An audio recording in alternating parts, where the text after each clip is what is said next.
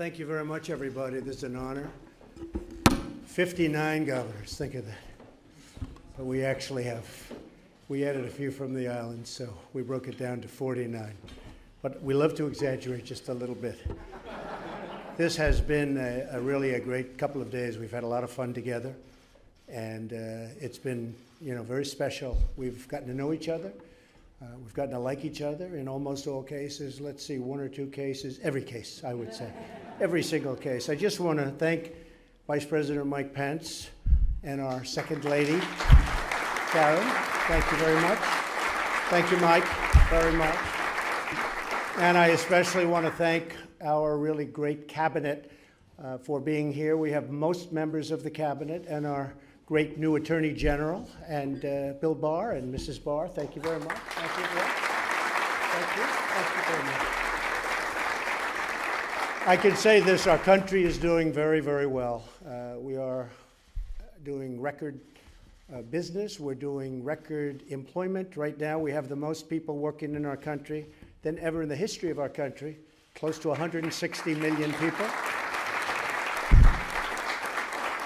And that's a big thing, and I'll give you a little advance information. I see Steve Mnuchin's here, and Ambassador Lighthizer here. We just left a big meeting with China, and we just put out a statement. We're doing very well with China. It was a long weekend. They decided to stay for 2.5 more days. They'll probably be leaving late tonight. They're going back, and if all works well, we're going to have some very big news over the next week or two, and it's really been terrific. I tell you, that whole relationship has been outstanding. We put ourselves into a position of strength for the first time in about 35 years, or probably a lot more than that.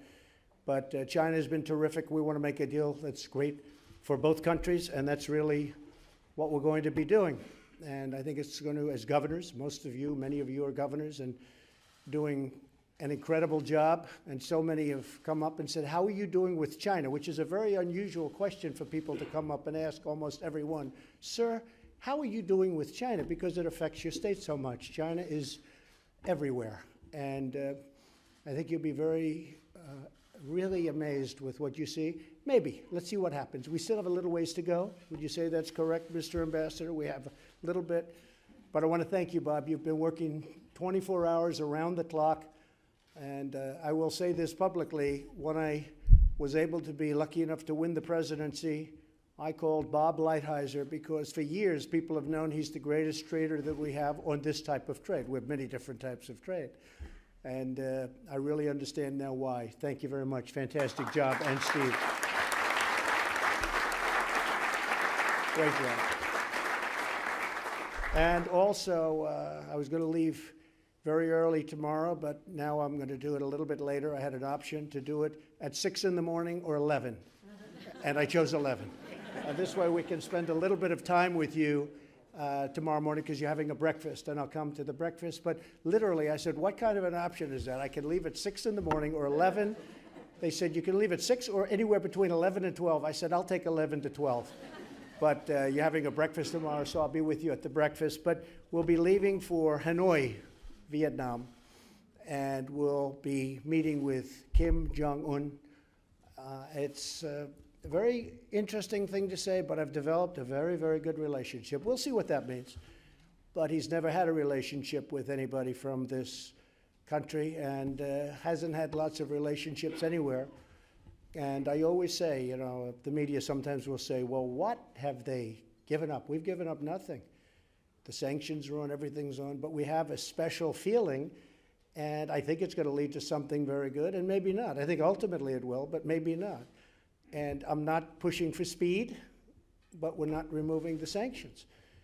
And we're going to have, I think, a very interesting 2.5 days in Vietnam, and we have a chance for the total denuclearization of an area of the world that was very dangerous. When I first came in, or really more particularly at the end of the last administration, there were rockets going up, there were missiles going up, there were bombs going off, there were massive cannons being tested. If you ever saw the picture of the beach, I've never seen anything like it, where you had literally thousands of cannons on the beach shooting out into the waters. And there was nuclear testing. In fact, they thought it was earthquakes. They said there are massive earthquakes, and then they realized it was North Korea. They said, wow, I think it's maybe not an earthquake. Now there's no testing, there's no rockets, there's no nuclear testing, and we get along well, very well. So it'll be very interesting to say, and as I tell Chairman Kim, he has a chance to have a country that is so vibrant economically, maybe one of the most in the world. He's got a location that's unbelievable. As a real estate person, I've always done very well with location, but he's right between China, Russia, and then on the other side, South Korea. So they can't touch each other unless they go through North Korea. And I say, you have one of the greatest locations. They have incredible people, hardworking people, smart, energetic, and I think it can be really one of the great financial and economic countries anywhere in the world. So I tell them that. I said, but you can't do that if you're going to keep nuclear. If you do nuclear, that can't ever happen. And we see eye to eye, I believe, but you'll be seeing it more and more over the next couple of days, one way or the other. What's going to happen, I can't tell you. I think eventually it would, but I can't tell you. And I'm not in a rush. I don't want to rush anybody. I just don't want testing. As long as there's no testing, we're happy. And so we've done really something, I think, very special with respect to North Korea. And it's a long flight, and I'll be back at the end of the week. But we have 2 very interesting days planned, and I think it's a very important thing. Prime Minister Abe of Japan said he can't believe what's happened in such a short period of time because rockets were being fired over Japan, rockets and missiles, both.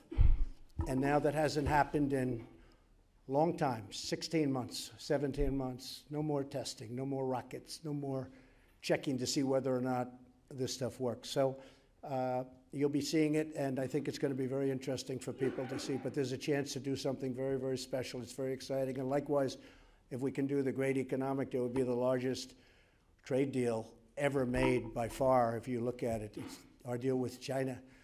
And we truly are very close. So those are a couple of very interesting things. But our country is doing incredibly well economically. We've picked up, in terms of value, worth $18 trillion. Now China, and I don't want this, but China has lost about $24 trillion. So they were catching us, and now we've zoomed out. And I can say this, as long as I'm president, they're not going to catch us, and they're going to do well. But I want them to do well, but they're not going to catch us. So I just want to give a toast to the incredible people in this room and to our unbelievable country. We have a very, very special country. I want to thank our First Lady for having done this. Is such a beautiful job. So Melania, I just want to thank you very much. I want to thank you. Thank